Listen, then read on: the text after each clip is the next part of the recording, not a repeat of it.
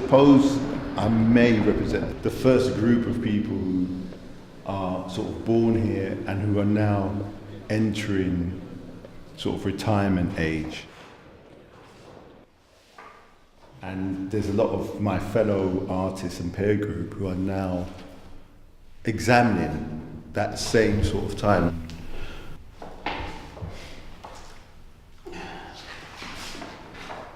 Who are they? What is their relationship to their parents? What is their relationship to the Caribbean? Can they live in the Caribbean? You know, or are they sort of just very English? Can they live in both places? So a lot of my thing is about the duality, living, you know, being both, sort of like a Caribbean and being English, and being very English.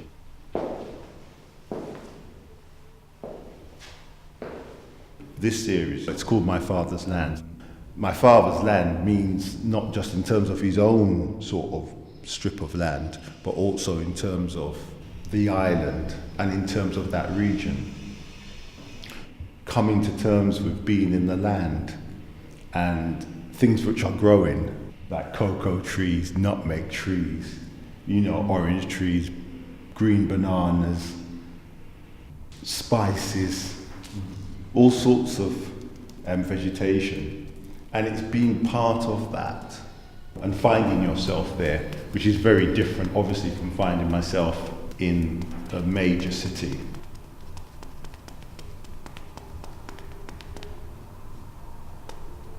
So there's these huge caverns, these huge gaps, but there's also this link, and the link is one of sort of hereditary and family lineage.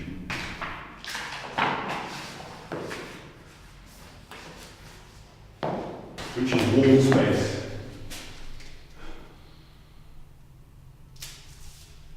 It was important that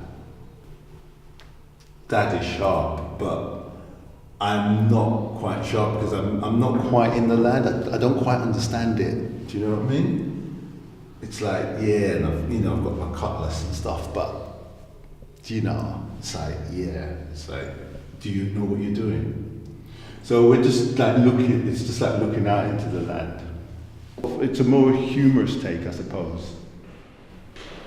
It's exaggerating my Englishness in the Caribbean. Obviously, you know, you have to suspend belief.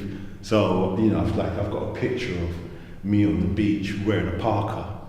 Do you know what I mean? So it's meant to be sort of light humor, but it's also beyond that. It's meant, hopefully, it's meant to get the viewer to think about who they are, especially not just in terms of the Caribbean, because I'm hoping that people who are from the Caribbean will see their own ancestry and their own hereditary, no matter where in the world they're from.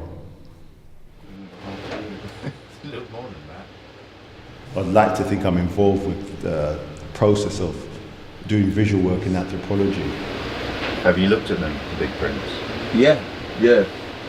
I think they look alright. I mean, I'm sort of thinking along two themes here.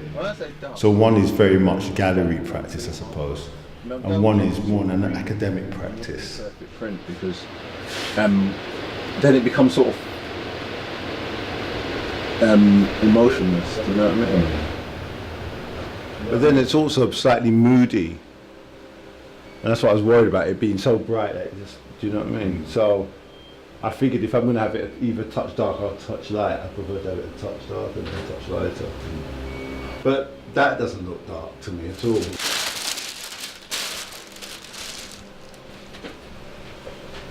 Yeah, so these are the ones, so you did two, so those are the two that would.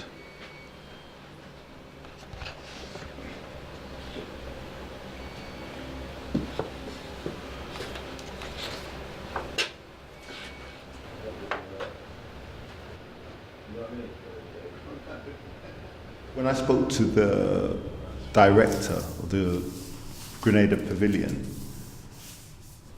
at one point I was really confused about what I was doing. And I remember saying to her, I can't do everything. Sometimes there is some mentality, it's a mentality where it's like it's a small island, so you can go around and photograph everything, and then you realize you just you can't. It's impossible, right? And so the only way I figured of getting around it, well, I don't think you can ever get around it. You can only do a little bit. So for me, this is about like the land, my dad, and myself.